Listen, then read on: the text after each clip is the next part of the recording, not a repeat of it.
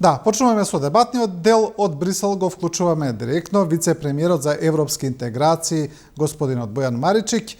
Господинот Маричик некако го се усогласивме да се вклучи во студио 10 помеѓу денес на вистина набиената агенда. Најдовме време секако да им кажеме на гледачите, на граѓаните, што се случува, што значи овој скрининг. Добро утро, вице-премиере. Добро утро и драго ми е што се вклучувам во вашата програма. Да, вие сте во Брисел, како што знаеме, почна скринингот со Европската Унија, како за вовед во разговорот. Можеме ли да кажеме што во пракса значи тој скрининг, што всушност тоа се случува, што може да очекуваме од овој процес? Благодарам на прашањето, многу важно прашање. Ова е првата фаза од преговорите кои ги започнавме на 19 јули оваа година. Практично ние од 15 септември го започнавме објаснувачкиот скрининг, односно практично го дообјаснуваме она што го почнавме 2018 и 2019 за кластерот темелни вредности. Започнавме, помина веќе скринингот за статистика, помина скринингот и за економските критериуми вчера, за финансиска контрола.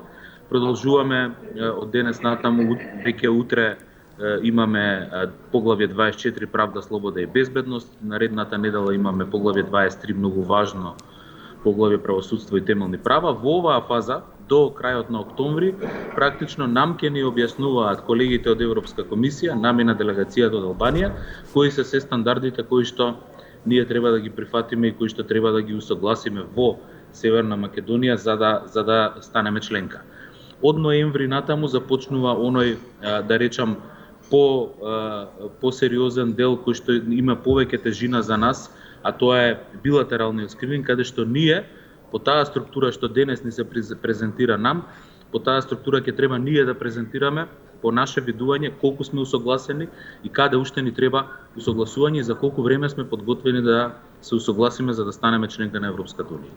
Нашиот тим, нашите делегации се составени од луѓе од институциите кои ги следат овие прашања и тие луѓе ќе подготват и презентации за да презентираат пред Европската комисија од ноември до наредниот ноември како стоиме во тие области, колку време ќе ни треба за да ги усогласиме тие области и кога очекуваме да станеме членка. Тоа е скринингот. По завршување на тој скрининг Европската комисија прави извештај врз основа на тоа што ние сме го презентирали, врз основа на тоа што тие ни го представиле и врз основа на тие извештаи се креираат оние репери, мерила, бенчмаркови за секое поглави, за секој кластер, бидејќи сега се организирани во кластери, поважно е на ниво на кластер, што ние треба да исполниме и во кој рок за да станеме членка на Европската Унија. Значи ова е еден сериозен процес кој што ја мобилизира администрацијата и очекуваме во овие 14 месеци во кои што го правиме скринингот да ги изведеме на површина сите наши предности, сите наши достигнувања и успеси, но и сите наши слабости и во кој рок треба да ги надминеме. Да, после кога ќе заврши скринингот и кога ќе биде представен извештајот, ние знаеме дека за Северна Македонија постои уште еден специфичен услов, тоа е ставањето на бугарите во уставот пред почетокот на втората меѓувладина конференција. Ке зборуваме за тоа, сакам уште едно прашање за скринингот. Вице-премиер, и вие самиот кажавте дека велите ова е на некој начин продолжување на оној скрининг кој го правевме 2018-2019 и некако сега оваа процедура малку ги буни граѓаните, ги буни и дел од експертите кои зборуваат на оваа тема, бидејќи тие мислеа дека земјава го завршила скринингот, бидејќи тогаш и тогашните вице-премиери кои претходеа на вашето место објаснуваа колку е земјава усогласена со Европската Унија, до каде сме усогласени, дека ние фактички нема да почнеме од нула со преговорите, туку ќе почнеме доста понапред, па даваа споредби дека во доста сектори ќе бидеме и пред Албанија, се извинувам, пред Србија и Црна Гора, кои веќе преговараат. И сега малку е збунувачки ова и сето во контекст на целата дебата, дали земјава фактички ги почнала преговорите или уште ова некоја подготвителна задолжителна фаза. Јас би сакал да објаснам, бидејќи е многу важно граѓаните да разберат. Во 2018 година, кога Советот на ЕУ не донесе одлука да ги почне преговорите и даде одобрение на комисијата да започне подготвителни активности за скрининг. Ние практично ги поминавме сите, година и пол траеше тој процес, за сите 33 поглавја, тогаш уште немаше кластери, за сите 33 поглавја ни беа презентирани европските стандарди и правила кои треба да ги исполниме. Кога ги добивме преговорите оваа година, значи кога почнавме прва меѓувладина седница, а првата меѓувладина седница е официјалниот старт на преговорите, Европската комисија и државите членки на ЕУ одлучија да ни се признае тоа што сме го слушале во 2018 и 2019 и наместо да почнуваме од почеток, само во рок од 2 месеци, тоа се септември и октомври, да го поминеме оној дел на објаснувачкиот скрининг што е нова регулатива од 2019 до денес. Значи ние не почнавме од нула, туку почнавме таму каде што застанавме во 2019, односно ни беа презентирани само оние нови работи кои што како регулативи се донесени во последниот период од 2019 до сега и верувајте тие не се малку бидејќи ковид кризата наметна многу нови правила и регулативи во Европската унија и го прилагоди животот и функционирањето на денешни услови. Така што ние не почнавме од нула, сето она што го слушавме 2018 и 2019 ни се призна, тогаш се нарекува објаснувачки состаноци, а сега е веќе Да, се чини дека имаме малку проблем со врската, ќе се обидеме повторно да го добиеме вице-премиерот Маричик на линија.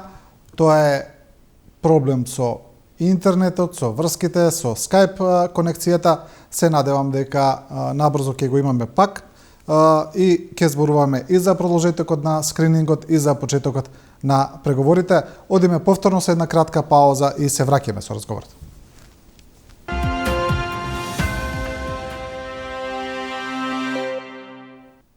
Да, се враќаме со повелете вице-премиере, можете да продолжите.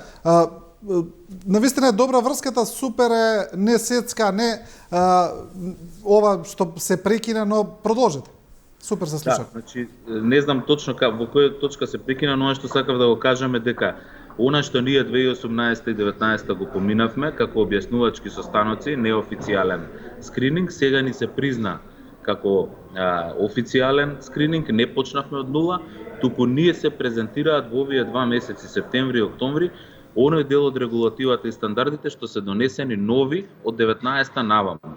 Она што е донесено по ковид кризата, а има, верувајте, многу нови регулативи заради ковид кризата и прилагодување на денешните услови. Така што ние признаено тоа што сме го слушале 2018 и 2019, сега продолжуваме во скратена верзија на објаснувачкиот скрининг и веднаш почнуваме со билатералниот од ноември месец и тоа е еден вид на забрзување.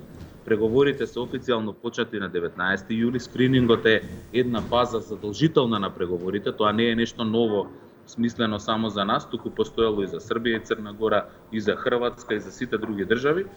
И по тој скрининг започнуваат, како што кажав, се даваат скрининг извештаи, кои што ги даваат условите, бенчмарковите, реперите или мерилата, како сакате наречете ги, кои што ние треба да ги исполниме за членство. Значи, веќе влегуваме во една нова фаза на преговори, а скринингот е задолжителна фаза која што поминале сите. Нашата проценка е дека ние стоиме еднакво добро, а во некои делови подобро и од државите кои што преговараат со Европската унија, и тоа ќе ни помогне да имаме помалку или помалку тешки репери или бенчмаркови кога ќе заврши скринингот, и тоа би требало да ни биде шанса или да кажам добра стартна позиција за преговорите да траат пократко од тоа што траат, да речеме, за Србија и Црна Гора сега.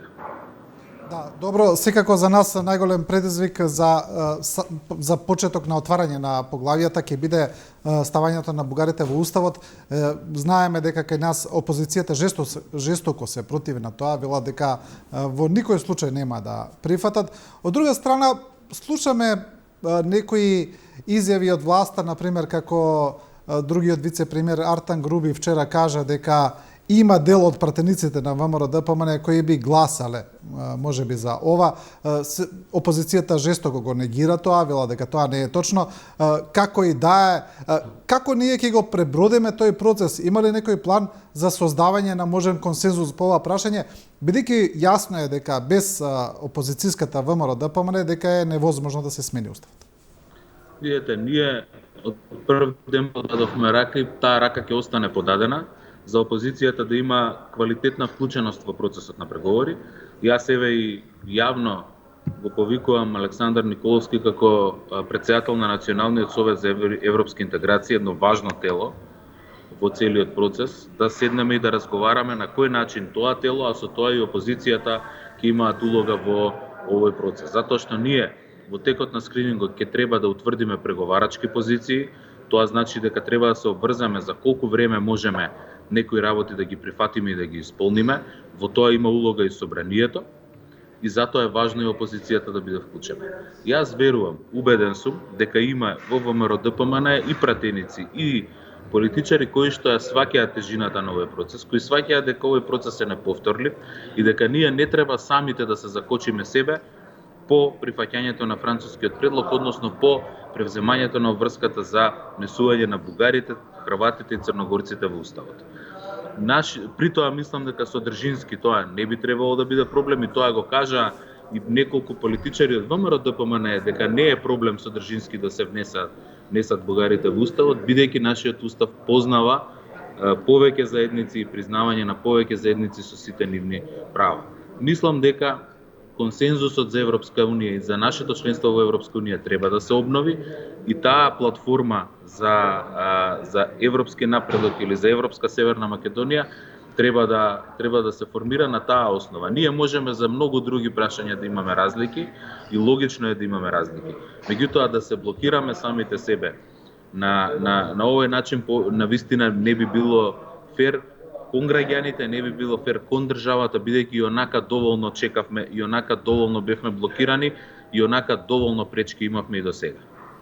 Вице-премиере, во однос на преговорите, во однос на целиот преговарачки процес и на скринингот и на подоцна доколку почнеме да ги отвараме поглавијата, друго спорно прашање е она во однос на прашањето за историјата со Бугарија. Ова го прашав минатата недела и министерот за надворешни работи, тука исто беше во студио, буквално исто во прашање, бидејќи знаете добиваме различни пораки од Бугарија и од Македонија.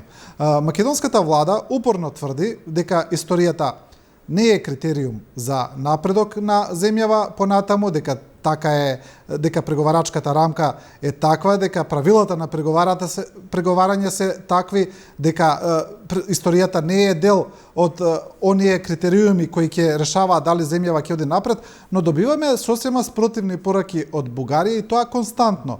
Тие остануваат на тврдењето дека решавањето на историските прашања е дел од тоа, дел од критериумите според кои земјава ќе напредува. Какви се овие различни сосема пораки од Бугарија и Македонија? Дали ние различно ја толкуваме преговарачката рамка? Во што е проблемот? Видете, во преговарачката рамка е јасно наведено дека генерален критериум за пристапување или за напредок се добрососедските односи. Тука се ставени договорот со Грција и договорот со Бугарија. Тоа е оценка на некој генерален напредок кој што ние треба да го постигнеме и со Грција и со Бугарија. Меѓутоа, во преговарачката рамка не е наведено ниту едно прашање поврзано со историјата, ниту пак протоколот кој што го подпишавме ова лето, како основа за вадење на репери или мерила по кои што Европската унија ќе не цени нас. Тоа значи дека Европската комисија нема простор и нема начин да вади, да извлекува мерила, критериуми, односно бенчмаркови за исполнување во однос на историјата, бидејќи тоа не е дел од европското право, тоа не е дел од европските правила. Тоа е билатерално прашање и ние тие прашања ќе треба билатерално да ги решаваме. Затоа постои историската комисија, затоа постојат и други форми на соработка и тие прашања кои што се во протоколот ние билатерално ќе ги решаваме со Бугарија. Нормално напредокот зависи од волјата на двете страни И она што нам ни е најважно и на што инсистираме еве и сега кога сме веќе во фаза на имплементација на тој протокол, на меѓусебно почитување и реципроцитет секаде каде што тоа е возможно и неопходно. Затоа мислам дека е јасно дека официјално и формално тие историски прашања не можат да бидат критериум за напредок или мерило по кое што ќе намери Европската комисија, но дека генералниот напредок и генералното исполнување на договорите со соседите е секако дел од преговарачката рамка и секогаш биле. Значи тоа не е ништо ново. Тие добрососедските односи се воведени уште во 2009 година како тема во европските интеграции. Добро, дали Македонија и Бугарија различно го толкуваат делот во однос на извештаите кои треба да се доставуваат за исполнување на протоколот? Дали тоа различно се толкува, бидејќи еве вие тврдите дека тоа потоа нема да биде критериум за нашиот напредок, Бугарија очигледно мисли дека тие извештаи за исполнувањето на протоколот ќе бидат. Дали тоа може да биде иден проблем во поглед на интеграциите? Не верувам дека може да биде проблем, затоа што е многу јасно наведено во протоколот кои се обврските на Бугарија, а кои се нашите обврски. Една од тие обврски е, например, и комплетирањето на договорот за Frontex, што е во тек. Имаме и ние обврски кои што ги спроведуваме, така што многу се јасно дефинирани таму обврските за да има какви било дилеми и не може врз основа на тој договор да вади Европската комисија репери, тоа го кажав повеќе пати, затоа што Европската комисија вади репери и критериуми само за она што е европско право и европско правило, не и за билатералните прашања. Тоа не значи дека ние бегаме од обврските, тоа не значи дека ние ќе бегаме од реализација на оно што е договорено, меѓутоа тоа не може да биде критериум од страна на ЕУ, наметнат од страна на ЕУ за напредување. Да, вице-премиер, знам дека веднаш после овој разговор имате следен состанок на Биена агенда, а малку и задоцневме поради конекциите. Нема уште многу да ве држам уште ова прашање. Имаме последна анкета спроведена од фондацијата Конрад Аденауер која покажува дека над половина, 57% од граѓаните се изјасниле против францускиот предлог, а само 27,2% го прифаќаат. 44% од испитаниците мислат дека Бугарија е најголем непријател на Македонија. Ми се чини дека имаме прилично едно негативно јавно мислење во поглед на Бугарија и преговорите. Видете, тоа е за жал резултат на оваа 2,5 годишна блокада, која што се случи во изминатиот период. Во таа блокада или во текот на таа блокада имаше многу тешки зборови од страна на Бугарија кон бугарските политичари кон нас и мислам дека е логично тој резултат да биде таков заради таа да речам таа атмосфера која што владееше 2,5 години меѓу Северна Македонија и Бугарија. Она што меѓутоа го гледам јас како шанса е што најлошата фаза е зад нас и мислам дека по постигнувањето на овој договор, односно по прифаќањето на францускиот предлог, треба работите да добијат еден нов тек. Тоа значи ние да ги почнеме преговорите, да го потпишеме договорот со Frontex, ќе влеземе во една фаза на билатерални интензивни односи кои што треба да сменат таа атмосфера. Инаку никому не беше пријатно да бидеме 2,5 години под блокада. Исто така, не заборавајте дека секогаш кога се носат вакви тешки одлуки и се прифаќаат вакви тешки предлози, тие немаат на почетокот широка јавна поддршка, но со тек на време добиваат на тежина. И за Преспанскиот договор, ако се сеќавате, пред 4 години имаше и негативни тонови во јавноста, но денес сваќаме колку е тој важен, колку ни помогна да станеме членка на НАТО, колку ни помогна да го заштитиме македонскиот јазик и да влеземе во личната карта на Обединетите нации така како што сакавме, како македонци со македонски јазик. Затоа мислам дека треба да му се даде шанса на овој предлог да профункционира и ќе ги видиме и фактот што сме ние овие денови на скрининг и што ги почнуваме преговорите е дел од тој процес и мислам дека со тек на време граѓаните ќе сватат дека во овој предлог нема ништо штетно за Северна Македонија, дека овој предлог ни беше неопходен за да ги почнеме преговорите и да го продолжиме нашиот пат кон членство во ЕУ, и дека нашиот идентитет и јазик е заштитен. Ние се боревме како влада да оствариме две битни цели. Едната е да се оствариме нашата надворешна политичка цел за членство во Европската Унија, да не остане таа само на хартија и само во теорија, и второто е да си го заштитиме нашиот идентитет како македонци кои говорат македонски јазик. Сметаме, и јас сметам како член на владата, дека е тоа возможно, дека ние може да влеземе во Европската Унија во догледно време како македонци кои говорат македонски јазик. И мислам, ако тоа го сватиме и ако сите работиме на таа кауза и на тоа на остварување на овие цели и како политички партии, и како поединци, и како медиуми и општествени чинители, можеме да успееме тоа да го постигнеме, затоа што ова е задача на целото општество, не е само задача на владата. А инаку ја разбираме и фрустрацијата и негативните чувства кои што ги имаше во изминатиот период, бидејќи навистина беше тежок период и ние незаслужено бевме држани на страна и под вето од Бугарија.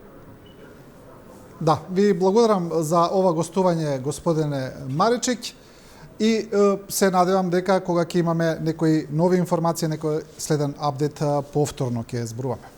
Со задоволство. Ова беше вице-премиерот Бојан Маричик, директно од Брисел.